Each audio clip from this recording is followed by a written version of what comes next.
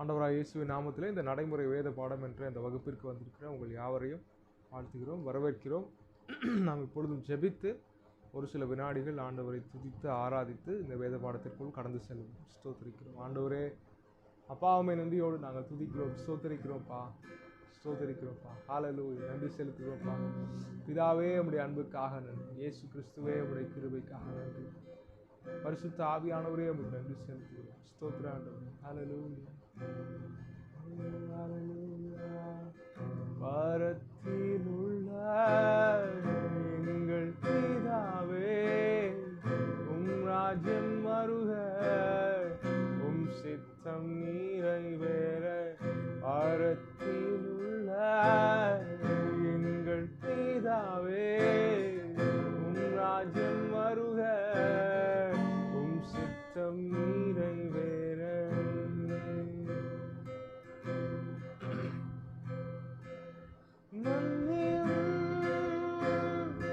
எங்கள் மீறுதல்களை நீக்கிடும், எங்கள் ஏக்கங்களை பிறரின் குறைகள் பாராமல் நாங்கள் இருபையிலே என்றும் நிலைத்திடவே. பரத்தில் உள்ள எங்கள் பிதாவே, உம் ராஜ்யம் வருக, உம் சித்தம் நிறைவேற. பரத்தில் உள்ள எங்கள் பிதாவே, உம் ராஜ்யம் வருக, உம் சித்தம் நிறைவேற.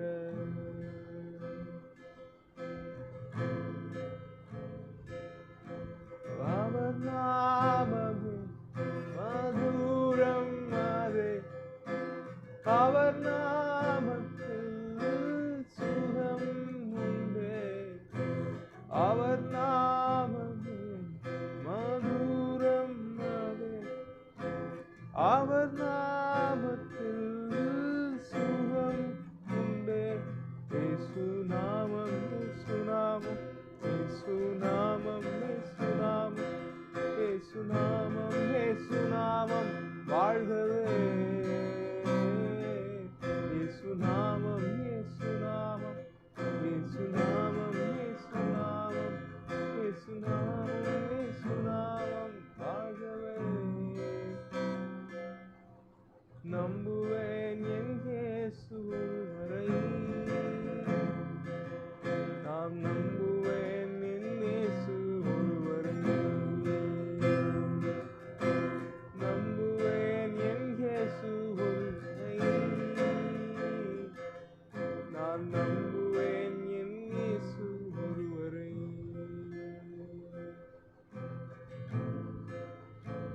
ஹல்லேலூயா. நன்றி ஆண்டவரே, நன்றியோடு நாங்கள் துதிக்கிறோம், ஸ்தோத்தரிக்கிறோம். பிதாவே உம்முடைய அன்புக்காக நாங்கள் நன்றி செலுத்துகிறோம்ப்பா. ஹல்லேலூயா. இயேசுவே உம்முடைய கிருபைக்காக, ஆவியானவரே உம்முடைய எல்லா செயல்களுக்காக நன்றி செலுத்துகிறோம். உம்முடைய கரத்தில் இந்த நாளில் இருக்கிற வேத பாடத்தை ஒப்பு கொடுக்கிறோம். பிதாவின் சித்தத்தின்படி ஆவியானவர் நடத்துங்க, மறைபொருள் ஆனவைகளை எங்களுக்கு கற்றுக் கொடுங்க. நாங்கள் நடக்க வேண்டிய வழி எங்களுக்கு காண்பி. நீரே எங்கள் தேவனுடைய நல்ல பரிசுத்த ஆவியானவர் செம்மையான வழியிலே பிதாவே எங்களை நடத்திட்டு இயேசுவின் நாமத்தில் ஜெபிக்கிறோம் நல்ல பிதாவே. ஆமென், ஆமென், ஆமென்.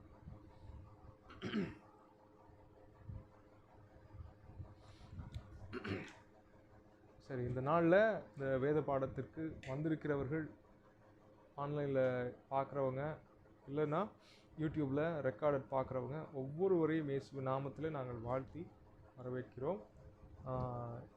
இப்போது போஸ்டருடைய தலைப்பை எல்லாருமே பார்த்துருப்பீங்க. தலைப்பு என்ன அப்படின்னு கேட்டோம் அப்படின்னா, மேன்மை பெற்ற காயின். சரிங்களா, அதுதான் தலைப்பு, மேன்மை பெற்ற காயின். சரி, அவருடைய மேன்மை என்ன அப்படின்னு சொல்லி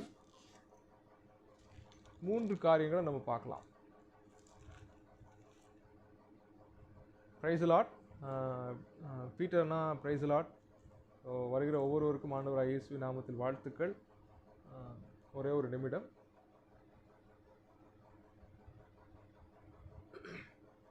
சரி, ஸோ இன்றைக்கி நம்ம பார்க்க போகிற டாபிக் என்ன அப்படின்னு கேட்டிங்கன்னா, மேன்மை பெற்ற காயின்.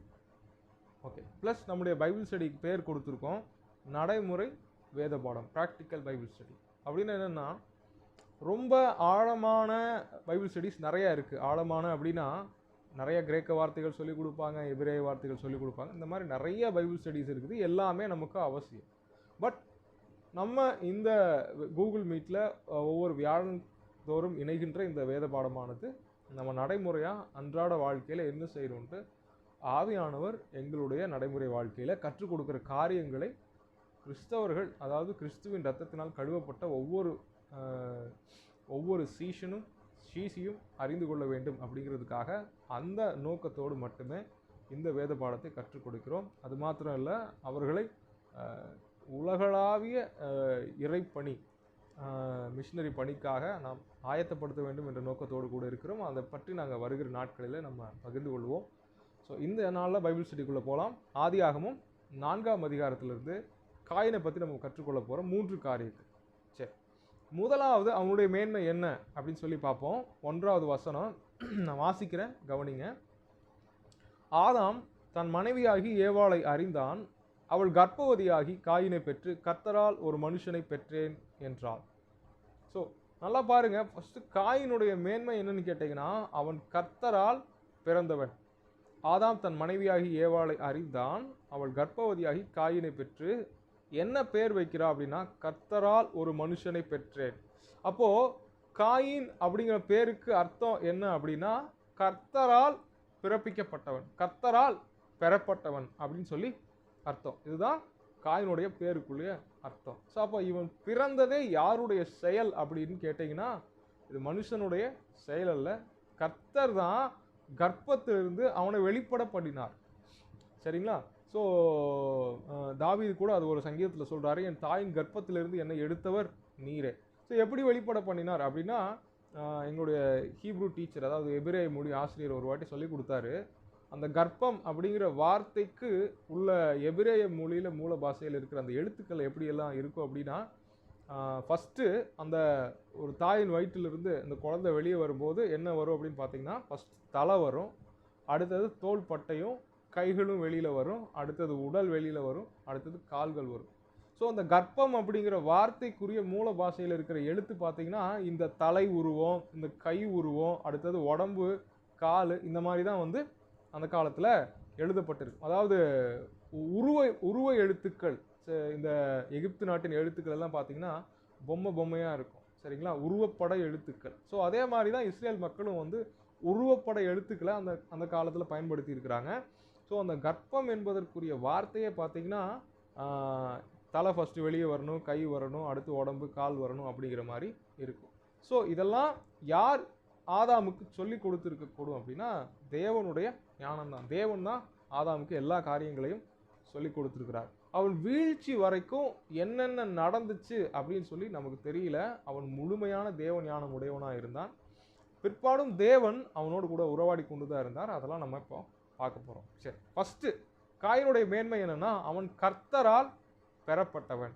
ஏன்னா கர்த்தர் தான் எப்படி ஃபஸ்ட்டு பிரசவம் பார்க்கணும் அப்படின்னு சொல்லிட்டு ஆதாமுக்கு கற்றுக் கொடுத்திருக்கிறார் அப்படின்னு சொல்லி நிறைய வேத வல்லுநர்கள் சொல்கிறாங்க. அதை நானும் விசுவாசிக்கிறேன். ஏன்னா அந்த காலத்தில் வேறு மனிதர்கள் யாருமே கிடையாது, ஆதாம் ஏவாள் மட்டும்தான். தூதர்கள் அப்போது ஒருவேளை வந்துட்டு போயிருக்கலாம், அதெல்லாமே இருந்திருக்கலாம். பட் தேவனே ஆதாமோடு நேரடியாக பேசி தொடர்பு கொண்டு கற்றுக் கொடுக்கிறவராய் இருக்கிறார். சரி, 2வது காயினுடைய மேன்மை என்ன அப்படின்னு சொல்லி நம்ம பார்க்கலாம். 6வது வசனம். சரி, 6வது வசனம் நல்லா பாருங்கள். 3வது வசனம் 4வது வசனம் பார்த்தீங்கன்னா, காயின்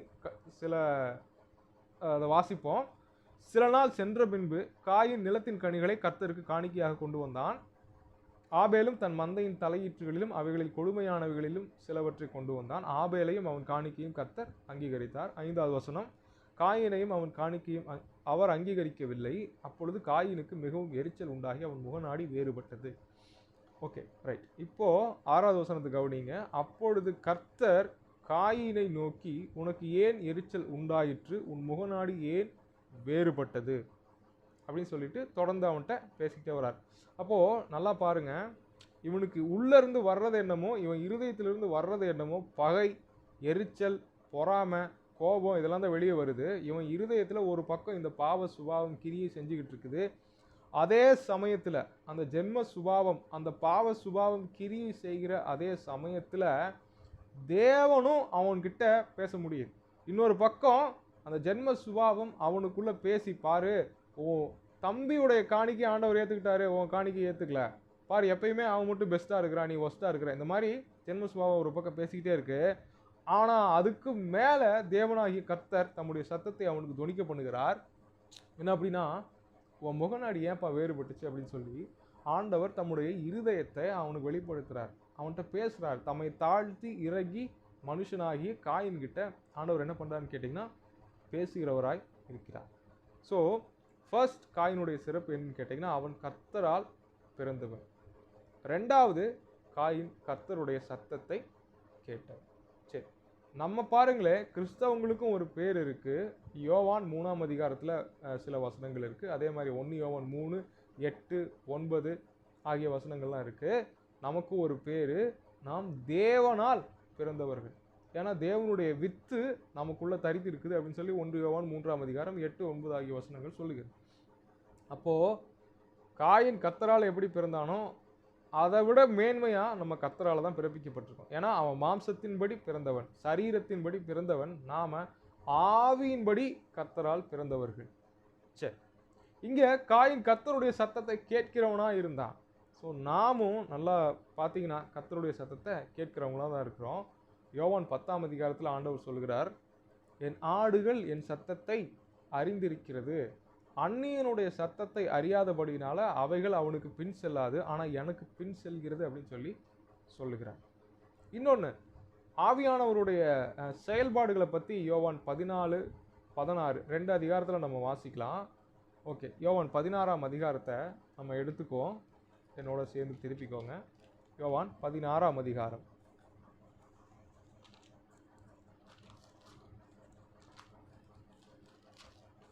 ஸோ ரட்சிக்கப்பட்ட ஒவ்வொரு கிறிஸ்தவனுக்குமே கிடைக்கக்கூடிய மிகப்பெரிய பாக்கியத்தை நம்ம இங்கே பார்க்குறோம்.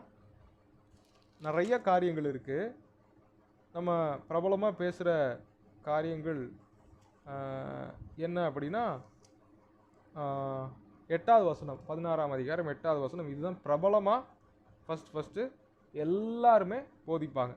அவர் வந்து பாவத்தை குறித்தும் நீதியை குறித்தும் நியாய தீர்ப்பை குறித்தும் உலகத்தை கண்டித்து உணர்த்துவார். ஓகே, இதெல்லாமே ஆண்டவருடைய ஆவியானவருடைய செயல்பாடுகள்.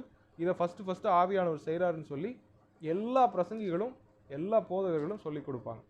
ஆனால் இதுக்கப்புறம் அப்படியே கீழே வந்தாங்கன்னா 13வது வசனம், சத்திய ஆவியாகிய அவர் வரும்போது சகல சத்தியத்திற்குள்ளும் உங்களை நடத்துவார். ஓகே, அடுத்த வசனம், அவர் தம்முடைய சுயமாய் பேசாமல் தாம் கேள்விப்பட்டவைகள் யாவையும் சொல்லி வரப்போகிற காரியங்களை உங்களுக்கு அறிவிப்பார். ஆவியானவர் பாவத்தை குறித்து நீதியை குறித்து நியாய தீர்ப்பை குறித்து கண்டித்து உணர்த்துறாரு. இது ஒரு வேலை. அடுத்தது அவருடைய வேலை சத்தியத்தில் நடத்துவது. அப்போது பாவம் நீதி நியாய தீர்ப்பை குறித்து அவர் பேசுவார், கற்றுக் கொடுப்பார். அடுத்தது சத்தியத்தை கற்றுக் கொடுத்து அதில் நடத்துவார். அதுக்கு அடுத்தது என்ன பண்ணுவார் அப்படின்னு கேட்டிங்கன்னா, வரப்போகிற காரியங்களை அறிவிப்பார். அப்படின்னா நம்ம வாழ்க்கையில் எது நல்லது, எது கெட்டது, எது செய்யணும், எது செய்யக்கூடாது அப்படின்னு சொல்லி நம்முடைய வாழ்க்கை முடிவுகளை ஆவியானவர் அறிவிக்கிறவராக இருக்கிறார். அதனால தான் ஏசாயா 11 1ஆம் அதிகாரம் 11ஆம் அதிகாரம் 1, 2, 3 அப்படியே வரிசையாக நீங்கள் வாசிச்சிட்டே வந்தீங்கன்னா ஆவியானவருக்கு ஒரு பேர் இருக்கும். ஞானத்தையும் உணர்வையும் அருளும் ஆவியும், ஆலோசனையும் பலனையும் அருளும் ஆவியும். அப்போது ஆவியானவருடைய குணங்கள் 6 குணங்கள் அங்கே எழுதப்பட்டிருக்கும். அதில் மிக முக்கியமானது அவர் ஆலோசனையை அருளுகிற ஆவியானவர். நம்முடைய வாழ்க்கைக்கு எது தேவை எது தேவையில்லை என்பதை அவர் பேசி சொல்லி அறிவிக்கிறவராக இருக்கிறார். சரிங்களா? அப்போது நம்ம நல்லா கவனிக்கணும். தேவனாகிய கர்த்தருடைய ஆவியானவர் நம்மகிட்ட போய் பேசுகிறவராக இருக்கிறார். காயின்ட்ட தேவன் பேசினாரு, இப்போ ஆவியானவர் நம்மகிட்ட பேசிக்கிட்டு இருக்கிறாரு. ஸோ அவன் கர்த்தரால் பிறந்தவன், நாமளும் கர்த்தராலே பிறப்பிக்கப்பட்டவர்கள்.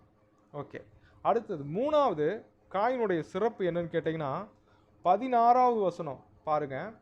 16வது வசனம், அப்படியே காயின் கர்த்தருடைய சந்நிதியை விட்டு புறப்பட்டு ஏதேனுக்கு கிழக்கான நோத் என்னும் தேசத்தில் குடியிருந்தான். சரி, இந்த வார்த்தையை நல்லா கவனிங்க, திருப்பியும் இதை வாசிப்போம். அப்படியே காயின் கர்த்தருடைய சந்நிதியை விட்டு புறப்பட்டு ஏதேனுக்கு கிழக்கான நோத் என்னும் தேசத்தில் குடியிருந்தான். அப்போ அவன் தன் சகோதரனை கொலை செய்கிற வரைக்கும் அவன் எங்கே இருந்தான்னு கேட்டிங்கன்னா கர்த்தருடைய சந்நிதியில் இருந்தான். கர்த்தருடைய சந்நிதியில் வாழ்ந்தவனாக இருந்தான். கர்த்தருடைய பிரசன்னத்தில் வாழ்ந்தவனாக இருந்தான். அப்படின்னா என்ன அப்படின்னா 3ஆம் அதிகாரம் 24வது வசனம் வாசிங்கன்னா இது உங்களுக்கு விடை கிடைக்கும். அவர் மனுஷனை துரத்தி விட்டு ஜீவ விருட்சத்துக்கு போகும்படி காவல் செய்ய ஏதேன் தோட்டத்துக்கு கிழக்கே கேருபீன்களை வீசிக்கொண்டிருக்கிற சுடரொளி பட்டயத்தையும் வைத்தார். அப்போ நல்லா பாருங்க, ஏதேன் தோட்டத்துக்கு கிழக்கு திசையில அவர் தேவதூதர்கள், அதாவது கேருபீன்களையும் சுடரொளி பட்டயத்தை எல்லாம் வச்சுட்டாரு. மனுஷனை துரத்தி விட்டாரு, காவல் பண்ணிட்டாரு, அதுக்கு கேட்டு போட்டார், அதுக்கு ஒரு வாயில் கதவை வைத்து விட்டார். அதுக்குள்ள யாருமே போக முடியாத மாதிரி தேவன் செஞ்சுட்டாரு. பட் நல்லா கவனிங்க, உள்ள தேவனாகிய கர்த்தர் பகலிலே குளிர்ச்சியான வேலையில உலாவிக்கிட்டு இருந்தாரு. இப்போ வெளியில வந்தவங்க இவங்க ஆபேலும் காயினும் என்ன பண்றாங்க? பலி செலுத்தி ஆண்டவரை தொழுது கொள்ளுகிறார்கள். அதே மாதிரி 16வது வசனம் சொல்லுது, கர்த்தருடைய சந்நிதியை விட்டு புறப்பட்டு. அப்போ கர்த்தருடைய சந்நிதி பிரசன்னம் என்பது அப்படின்னா என்ன? பிரசன்னம் அப்படின்னா என்ன? ஸ்கூல்ல என்ன சொல்லுவோம் அப்படின்னா, ஒவ்வொருத்தர் பேரை வாசிக்கும் போது அட்டண்டன்ஸ் வாசிக்கும் போது என்ன சொல்லுவோம்? பிரசன்ட் சார் அப்படின்னு சொல்லுவோம்.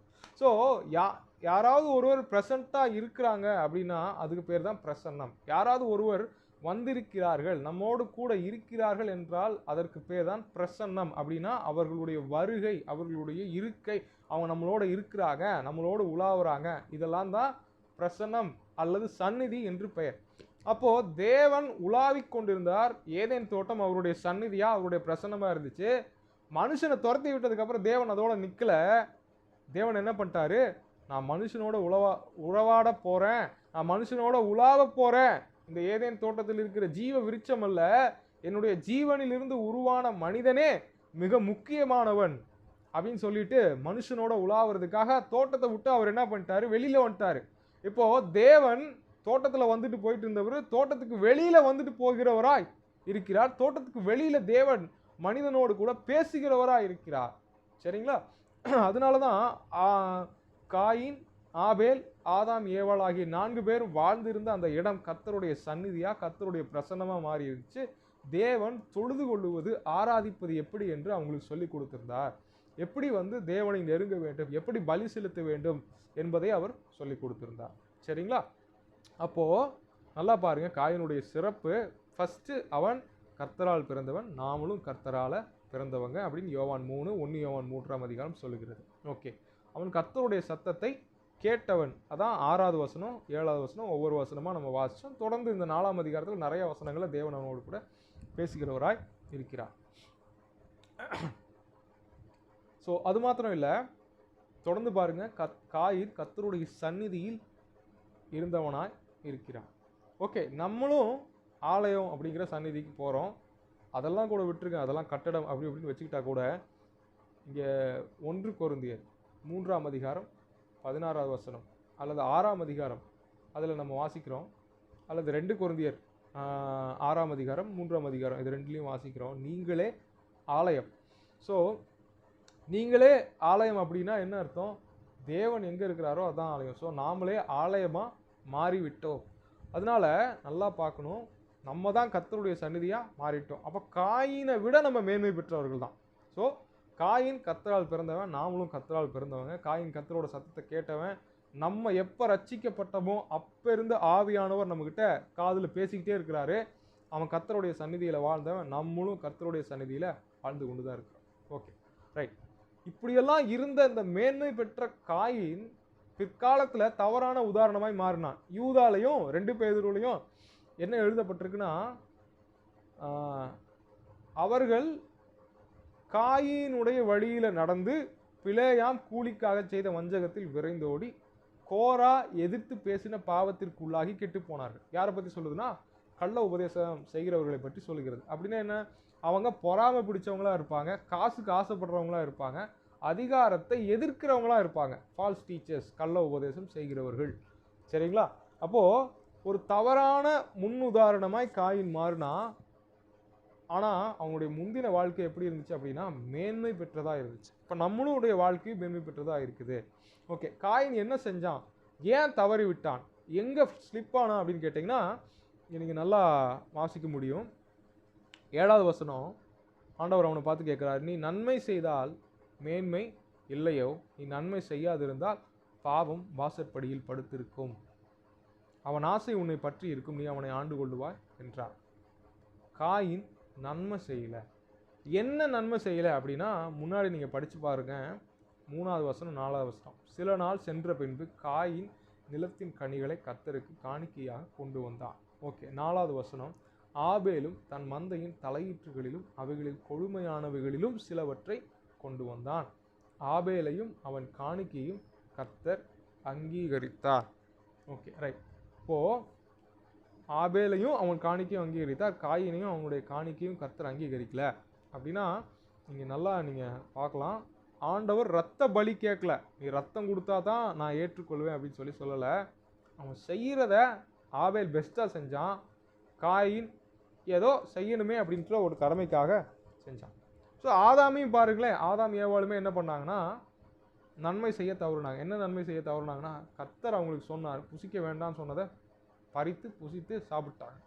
அதுக்கப்புறம் அவங்களுடைய கண்கள் திறக்கப்பட்டு தேவனை விட்டு பிரிந்தார். இங்கே அதே மாதிரி தான், இவன் நன்மை செய்யலைன்னா என்ன சொல்ல வர்றாருன்னா, தேவன் அவனுக்கு ஏற்கனவே தேவன் எல்லாவற்றையும் கற்றுக் கொடுத்திருக்கிறார். யார் மூலமா? ஆதாம் ஏவாள் மூலமா. எப்படி பலி செலுத்தணும், எப்படி ஆராதிக்கணும், என்ன தேவனுக்கு கொடுக்கும்போது எதையுமே எப்படி கொடுக்கணும் அப்படிங்கிற விஷயங்களை எல்லாம் தேவன் ஆதாம் ஏவாள் மூலமாக கற்றுக் கொடுத்திருக்கிறார். ஸோ இதைத்தான் கர்த்தருடைய சத்தம். இது மாத்திரம் இல்லை, நல்லா பாருங்க, இவன் பாவம் செய்யும் போதே, அதாவது பாவம் செய்யும் போதுன்னா என்ன, இவனுடைய உள்ளத்திலிருந்து எரிச்சல் வெளியே வரும்போதே தேவன் பேசுறாரு. இதுக்கு முன்னாடி 4ஆம் அதிகாரத்துல இந்த 1வது வசனத்துக்கும் 2வது வசனத்துக்கும் இடையில அவங்க 2 பேர்த்துக்கு எத்தனை வயசு ஆச்சுன்னு தெரியல. அது வரைக்கும் தேவன் பேசிக்கிட்டு தான் இருந்திருக்காரு. அது வரைக்கும் தேவன் அவங்ககிட்ட நன்மையான காரியங்களை சொல்லிக்கிட்டு தான் இருந்திருக்காரு. என்ன நன்மையான காரியம் அப்படின்னா, அவன் வாழ்க்கையில என்ன செய்யணும் செய்யக்கூடாது, ஓகே, தேவனை ஆராதிக்கும் போது என்ன செய்யணும் செய்யக்கூடாது, என்ன செஞ்சா நன்மை வரும், என்ன செஞ்சா தீமை வரும், எல்லாத்தையுமே இப்போ நன்மை தீமை அறியத்தக்க அறிவு வந்ததுனால நீ தீமை மட்டுமே நீ செஞ்சுட்டு உன் வாழ்க்கையை நீ கெடுத்துக்குவேன்னு சொல்லி தேவன் என்ன பண்றாரு, இவன் எரிச்சல் வர்றதுக்கு முன்னாடி, இவன் பலி செலுத்துறதுக்கு முன்னாடியும் பேசிக்கிட்டு தான் இருக்காரு. எப்படி தெரிஞ்சுக்கலாம் அப்படின்னா, தேவன் தீமை வருவதற்கு முன்னமே, பாவம் செய்வதற்கு முன்னமே, அல்லது வீழ்ச்சி வருவதற்கு முன்னமே பேசுகிறவராய் இருக்கிறார். என்ன பேசுகிறவராய் இருக்கிறார்? நம்ம நன்மை செய்ய வேண்டும். என்ன நன்மை செய்ய வேண்டும் அப்படின்னா, அவர் சொன்னதை கேட்டு கீழ்ப்படியணும். அதுதாங்க மிகப்பெரிய நன்மை. ஆதாம் செய்ய தவறின நன்மை என்ன? அவன் பறித்து புசிக்க வேண்டான்னு சொன்ன அந்த கனியை பறித்து புசிச்சிட்டான். சரிங்களா? அதே மாதிரி நம்ம வாழ்க்கையில தேவன் சொல்லியிருக்கிற நன்மைகளை நம்ம விட்டுறோம். இங்க மீகா 6ஆம் அதிகாரம் 8வது வசனத்தை எடுத்து நம்ம வாசிக்கலாம். சீக்கிரமா நம்ம முடிக்க போறோம். ஒரே ஒரு சில வசனங்கள் மட்டும்தான் வாசிச்சு நம்ம முடிச்சிடுவோம். மீகா 6ஆம் அதிகாரம் 8வது வசனம். பல பேருக்கு இந்த வசனம் ரொம்ப பிடிக்கும், பல பேருக்கு தெரிஞ்சிருக்கலாம், சில பேருக்கு தெரியாமல் இருக்கலாம், அதனால பிரச்சனை இல்லை. ஓகே, மீகா 6ஆம் அதிகாரம் 8வது வசனம்.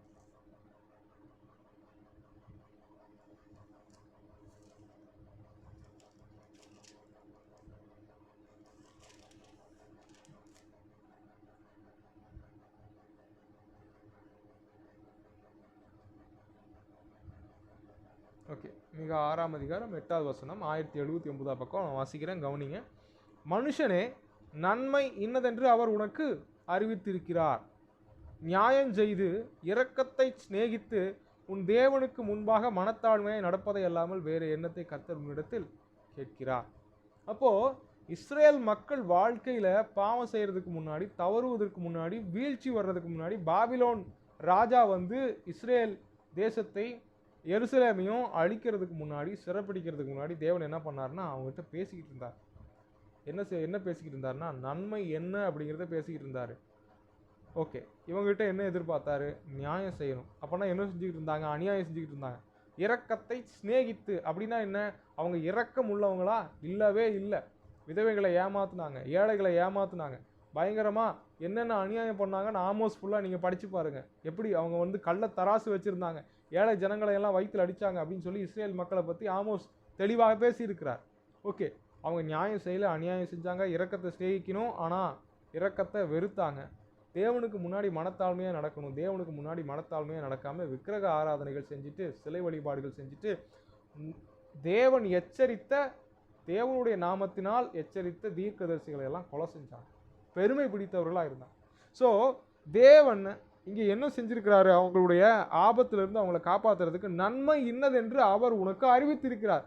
அப்போ காயினுடைய வாழ்க்கையிலையும் தேவன் என்ன நன்மைன்னு அறிவிச்சிருக்கிறாரு. அதை செய்யாததுனால தான் தேவன் இறங்கி வந்து அவன்கிட்ட பேசுகிறாரு, நீ நன்மை செய்தால் மேன்மை இல்லையோ, நன்மை செய்யாததுனால பாவம் வாசப்படியில் படுத்திருக்குன்னு சொல்கிறார். ஸோ இன்றைக்கி நம்முடைய வாழ்க்கையில் காயினை போலவே நம்மளும் பல தோல்விகளை அடைஞ்சதற்கு அல்லது பல நேரங்களில் பாவத்திற்கு உட்பட்டதற்கோ, பல நேரங்களில் வீழ்ச்சி அடைந்ததற்கோ, பல நேரங்களில் தேவனால் வருகின்ற சிச்சை அனுபவிக்கிறதுக்கோ காரணம் என்னன்னு கேட்டிங்கன்னா, ஒருவன் நன்மை செய்ய அறிந்தவனாக இருந்தும் அதை செய்யாமல் போனால் அது அவனுக்கு பாவமாகும். யாக்கோபு 2ஆம் அதிகாரம் 17வது வசனம் நினைக்கிறேன், நீங்கள் எடுத்து வாசிச்சுக்கோங்க வீட்டில், நல்லா கவனிங்க. நன்மை செய்யணும்னு நமக்கு தெரியும், ஆனால் நம்ம செய்யாததுனால தேவன் அதை பாவமாக கருதுகிறார். இப்போ இங்கே காயின் என்ன பண்ணிட்டு இருந்தான், நன்மை செய்யாமல் போனதுனால அவன் பாவம் செய்து தன் சகோதரனை கொலை செய்கிறவனாய் மாறினான். இன்னும் நன்மை செய்யாதவங்களை நம்ம பார்க்கலாம். சவுல், நீ வந்து ஆகாக கொன்று, அமலேக்க கொன்று, ஒரு நாயை கூட விட்டு வைக்காதுன்னு சொன்னார். ஆனால் அவர் என்ன பண்ணிட்டாரு, ஆடு மாடுகளை தப்பிக்க வச்சிட்டாரு. ஆகாக அப்படிங்கிற ராஜாவை உயிரோடு பிடிச்சிட்டு வந்துட்டான். ஆண்டவர் சொன்னது ஒன்று, இவன் செய்கிறது ஒன்று. இவன் புசிக்க வேண்டான்னு சொன்னார், அவன் கரெக்டாக அதை புசிச்சிட்டான். யார்? ஆதாம். அதே மாதிரி சாலமோன் 2 தடவை வந்து எச்சரிக்கிறார், நீ விக்கிரக ஆராதனை செஞ்சுட்டு இருக்கிறப்பா, மனம் திரும்பவே இல்லை. பிலேயாம்கிட்ட வந்து உருவின பட்டயத்தோட வந்து எச்சரிக்கிறார், எப்பா நீ போய் இஸ்ரேல் ஜனங்களை சபிக்கிறது எனக்கு பிரியம் அல்ல. ஆனால் அவர் என்ன பண்ணுறாரு, அதுதான் பண்ணுறாரு. ஸோ நல்லா கவனிங்க, காயினுடைய தோல்விக்கு காரணம் ஒன்றே ஒன்று தான், அவன் நன்மை செய்யவில்லை. என்ன நன்மை செய்யவில்லை? மீக 6ஆம் அதிகாரம் 8வது வசனம், மனுஷனே நன்மை இன்னதென்று அவர் உனக்கு அறிவித்திருக்கிறார். ஆவியானவர் அறிவித்திருக்கிறதை காயின் செய்யவில்லை. எது நல்லது எது கெட்டதுன்னு தேவன் சொன்னாரு, அவர் சொன்ன அந்த வார்த்தையை அலட்சியம் பண்ணினான். வசனம் சொல்லுது, திருவசனத்தை அவமதிக்கிறவன் நாசம் அடைவான். அப்படின்னா வசனத்துக்கு கீழ்ப்படியாதவங்க மட்டும் இல்லை, கர்த்தருடைய சத்தத்தை புறக்கணிக்கிறவங்க. அதாவது நீங்கள் பைபிள் படிச்சுட்டு அதுக்கு கீழ்ப்படிஞ்சு வாழ்ந்துட்டு போகிறது ஒரு ஸ்டைல், அது வந்து கண்டிப்பாக அது அத்தியாவசியம், அனைத்து கிறிஸ்தவங்களும் வாழணும். ஏன்னா இதுதான் வரைபடம், நித்திய ராஜ்யத்தை முழுமையாக அடைவதற்குரிய வரைபடம், அது உண்மை, நான் அதை ஏற்றுக்கொள்கிறேன். ஆனால் அது பத்தாது, தேவனுடைய சித்தத்தை நீங்கள் சரியாய் செய்து முடித்து உங்கள் வாழ்க்கையில் இருக்கிற இலக்கை நிறைவேற்றி இயேசுவை போல மாறணும்னா, நான் பைபிள் படிக்கிறேன், அது கீழ்ப்படுகிறேன் அப்படிங்கிறது பத்தாது. இதிலிருந்து தேவ ஆவியானவர் என்ன பேசுகிறாரு அப்படின்னு அறிந்து அதற்கு கீழ்ப்படிய வேண்டும். சில முடிவுகளை எடுக்க சொல்லுவார், இந்த மாதிரி பண்ணு, இந்த மாதிரி பண்ணாத. சில பேருக்கு நீங்கள் வேலையை விட்டுட்டு வாங்கன்னு சொல்லுவார், சில பேருக்கு வேலையை விடாதீங்க தொடர்ந்து செய்யுங்கன்னு சொல்லுவார். சில பேருக்கு நீ இதை செய், இந்த நபரை சந்தித்து இவங்ககிட்ட பேசு, இயேசுவை பற்றி அறிவி சொல்லுவார். சிலருக்கு இவங்களை விட்டு விலகு அப்படின்னு சொல்லுவார். சிலருக்கு நீ மருத்துவம் பார்க்க வேணாம்னு சொல்லுவார், சிலருக்கு நீ மருத்துவம் பார்க்கலாம் அப்படின்னு சொல்லுவார். ஆவியானவர் நம்மிடத்தில் என்ன பேசுகிறார்? சிலர்கிட்ட ரொம்ப ஸ்ட்ரிக்டாக இருப்பார், எப்பா நீ நியூஸ் பேப்பர் கூட படிக்கக்கூடாதுப்பா அப்படிம்பாரு. சிலர் நீ நியூஸ் கூட பார்க்கக்கூடாதுப்பா அப்படின்னு சொல்லுவார். சிலருக்கு உனக்கு என்டர்டைன்மெண்ட்டே வாழ்க்கையில் கிடையாதுப்பா, உனக்கு பைபிள் மட்டும்தான் உனக்கு வந்து நாள் ஃபுல்லாக சந்தோஷமாக இருக்கணும், உன்னுடைய பொழுதை போக்குவதே கர்த்தருடைய சமூகமாக தான் இருக்கணும், நீ பொழுதுபோக்கில் நேரத்தை செலவிடக்கூடாது அப்படின்னு சொல்லி தேவன் பயங்கரமாக எச்சரிக்கிறவராக இருக்கிறார். சில பேருக்கு எப்பா நீ மதியானம் தூங்கக்கூடாதுப்பா அப்படின்னு சொல்லுவார். சில பேருக்கு நீ அதிகமாக திங்கக்கூடாதுப்பா, அதிகமாக சாப்பிடக்கூடாதுப்பா அப்படின்னு சொல்லுவார். அப்போ நம்முடைய வாழ்க்கையில் ஆவியானவர் என்ன பேசுகிறார்? சில பேருக்கு எப்பா லோன் அப்ளை பண்ணாத, இஎம்ஐயில் எதையும் வாங்காத, விசுவாசமாக இரு, இல்லாட்டி அந்த பொருளே வேண்டாம். லோனை வாங்கிட்டு நீ லோன் மூலமாக ஒரு பொருளை வாங்கிட்டு லோன் மூலமாக ஒரு வீட்டை கட்டிட்டு கர்த்தர் எனக்கு நன்மை செய்தபடியால் அவரை பாடுவேன் பொய் சொல்லாத, பேங்க்காரன் தான் நன்மை செஞ்சுருக்கிறான் அப்படின்னு ஆவியானவர் யாரோ ஒருத்தங்க மூலமாக பேசிக்கிட்டே இருப்பார். நல்லா புரிஞ்சுக்கோங்க, வேதத்தை திறக்கும் போது ஆவியானவர் பேசுகிறார். நீங்கள் வெறும் வசனமாக படிச்சுட்டு எனக்கு வசனம் தெரியும், பக்கமாக ஆதியாவதுலேருந்து வெளிப்படுத்தல் வரைக்கும் எனக்கு தெரியும் அப்படின்னு நீங்கள் சொல்லிட்டு போகிறதுல ஒன்றுமே இல்லை. வாழ்க்கை அப்படியே மாறாமல் இருக்க முடியும். ஆனால் இதிலிருந்து ஆவியானவரை இன்னைக்கு என்ன பேசுறீங்க, நான் என்னுடைய வாழ்க்கைக்கு என்ன செய்யணும், என் வாழ்க்கை மாறலை நான் மாற்றுறதுக்கு என்ன செய்யணும், என் மூலமாக மற்றவங்க மாறணும் அதுக்கு நான் என்ன செய்யணும், என் வாழ்க்கையில் தரித்திரம், கடன், வறுமை, வேதனைகள், என் குடும்பத்தில் சமாதானம் இல்லவே இல்லை, ஆவிக்குரிய வாழ்க்கையில் தோல்வி, இதெல்லாம் காரணம் என்ன அப்படின்னு சொல்லி உட்காந்துடணுங்க. வேற எதுவுமே செய்யக்கூடாது. உட்காந்து ஆண்டவரே ஆவியானவரே என்கிட்ட பேசுங்க அப்படின்னு சொல்லி கேட்கணும். பேசுங்க அப்படின்னா இங்கே வானத்துலேருந்து இதை ஒரு சத்தம் வரும் அப்படின்னு பார்த்துட்டு இருக்கிறது இல்லை, பயங்கரமான சத்தத்தை கேட்கறது இல்லை. எலியா அக்னியில தேவ சத்தத்தை தேடினா கிடைக்கல, கண்மலைகள் வெடிக்கிறதும் பாறைகள் பிளக்கிறதுமான சத்தம் வந்துச்சு, அதுல தேவ சத்தம் இல்லை. அதுக்கப்புறம் அமர்ந்த ஒரு மெல்லிய சத்தம் வந்துச்சு, அதுக்குள்ள தேவன் பேசுகிறவரா இருந்தார். அப்போ நல்லா புரிஞ்சுக்கோங்க, தேவன் எப்படி பேசுவாருன்னு சிம்பிளா சொன்னா, உங்க சொந்த குரல்ல பேசுவாரு, உங்களை அப்படியே மிமிக்ரி பண்ற மாதிரி இருக்கும். உங்க வாய்ஸ்ல உங்க ஆவியில உள்ள இருந்து தேவன் பேசுகிறவரா இருக்கிறார். ஆனா அதெல்லாம் நமக்கு தெளிவா புரியாததுனால நிறைய நேரத்துல ஆவியானவருடைய சத்தத்தை அசட்டை பண்ணுகிறவர்களா இருக்கிறோம். அதைத்தான் வசனம் சொல்லுது 1 தெசலோனிக்கேயர் 5ஆம் அதிகாரத்துல, ஆவியை அவித்து போடாதீர்கள். அப்படின்னா என்ன, நம்முடைய ஜென்ம சுபாவத்துக்கு இடம் கொடுத்து நம்ம தேவையில்லாத நிறைய காரியங்கள் உலகத்துல என்டர்டைன்மெண்ட், அது இது, மனுஷங்களோட நேரத்தை செலவிடுறது, தேவன் சொல்லாத செய்யறது, கடன் வாங்குறது, அதை பண்றது இதை பண்றது, இந்த மாதிரி நிறைய காரியங்கள் சொந்த முயற்சியில செஞ்சு ஆவியானவர் என்கிற அக்கினியை மாம்சம் ஜென்ம சுபாவங்கிற தண்ணி ஊற்றி நம்ம அணைச்சிக்கிட்டே இருக்கிறோம். நீங்க பேசாதீங்க, கம்முன்னு இருங்க, அதை பண்ணாதீங்க இதை பண்ணாதீங்க அப்படின்னு சொல்லி ஆவியானவரை நம்ம கட்டுப்படுத்துறவங்களா இருக்கிறோம். நல்லா புரிஞ்சுக்கோங்க, ஆவியானவர் வல்லமையானவர். ஆனா நம்முடைய சுய சித்தத்தை மீறி ஆவியானவர் செயல்பட மாட்டார். ஸோ இந்த நாளில் நம்ம எல்லாருமே கற்றுக்கிற மிக முக்கியமான விஷயம் என்னன்னா, நம்ம எவ்வளோ மேன்மை பெற்றவங்களா இருந்தாலும் தேவன் நம்மகிட்ட எதிர்பார்க்கறது காயின்ட்டு எதிர்பார்த்த மாதிரியே தான் நன்மை என்னன்னு அறிவிச்சிருக்கிறார், அதை நம்ம செய்யணும். இங்கே திராட்சரசம் கல்யாணத்தில் குறைவுபட்ட போது மரியம்மா சொல்கிறாங்க இயேசுகிட்ட, மகனே இந்த மாதிரி திராட்சரசம் குறைவுபட்டிருக்கு அப்படின்ட்டு. அவர் என்ன சொல்றாரு, ஸ்திரீயே உனக்கும் எனக்கும் என்ன, என் வேலை இன்னும் வரல. அதாவது என்ன சொல்றாருன்னா, நான் ஜென்ம சுபாவத்தினாலேயோ அதாவது மாம்சத்தினாலேயோ பிறந்தவன் நீ நினைச்சிட்டு இருக்கிறியா, நான் தேவ ஆவியானவருடைய செயலினால் பிறந்தவன், நான் தேவனுடைய குமாரன். அவர் சொல்றதை நான் செய்யணும், நீங்க சொல்றதை நான் செய்யக்கூடாது. அவருடைய சித்தத்தை செய்யறதுக்கு தான் நான் வந்தேன், உங்க சித்தத்தை செய்யறதுக்கு இல்லை அப்படிங்கிறத தேவகுமாரனாகிய கிறிஸ்து தெரியப்படுத்துகிறார். ஸோ நாமும் தேவகுமாரன் தான், குமாரத்திகள் தான். இருந்தாலும் இயேசு கிறிஸ்துவை போல பிதாவின் சத்தத்தை கேட்டு செயல்படுகிறவர்களா இருக்கணும். உங்களுக்கு மிகப்பெரிய தைரியம், மிகப்பெரிய வாக்குத்தத்தம் என்னன்னா, சத்தத்தை கேட்டு கீழ்ப்படிந்தவருடைய ஜீவன் நமக்குள்ள இருக்குது, இயேசு கிறிஸ்துவின் ஜீவன் நமக்குள்ள இருக்குது. அவரும் கீழ்ப்படிய நமக்கு கிருபை தருகிறவராக இருக்கிறார்.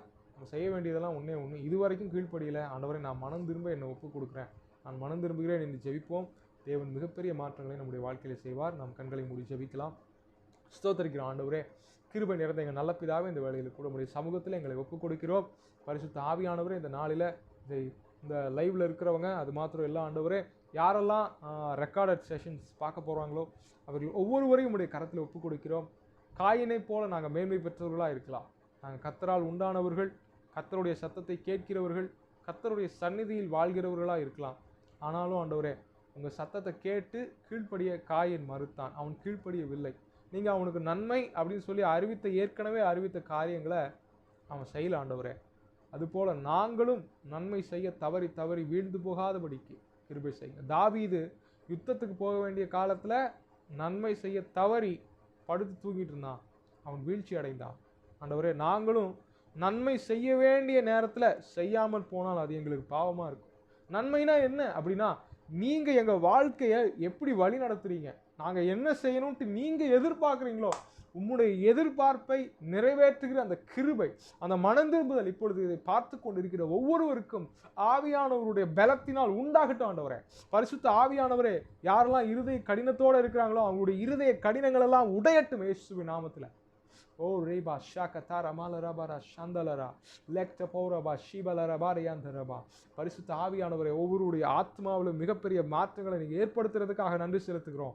ஆண்டவரே, ஆவியானவருடைய சத்தத்தை கேட்டு கீழ்ப்படிந்து மிகப்பெரிய காரியங்களை நாங்கள் சாதிக்க எங்களுக்கு உதவி செய்யுங்க, வழி நடத்துங்க, பொறுப்பெடுத்துக் கொள்ளுங்க. தேவ சித்தத்தை, பிதாவின் சித்தத்தை நாங்கள் செய்ய ஒப்பு கொடுக்கிறோம். இயேசுவின் நாமத்தில் ஜெபிக்கிறோம் நல்ல பிதாவே. ஆமென், ஆமென், ஆமென். என் ஆத்துமாவே கர்த்தரை ஸ்தோத்திரி, என் முழு உள்ளமே அவருடைய பரிசுத்த நாமத்தை ஸ்தோத்திரி. என் ஆத்துமாவே கர்த்தரை ஸ்தோத்திரி, அவர் செய்த சகல உபகாரங்களையும் மறவாதே. ஆமென், ஆமென், ஆமென். God bless you all. God bless you all. Stay there.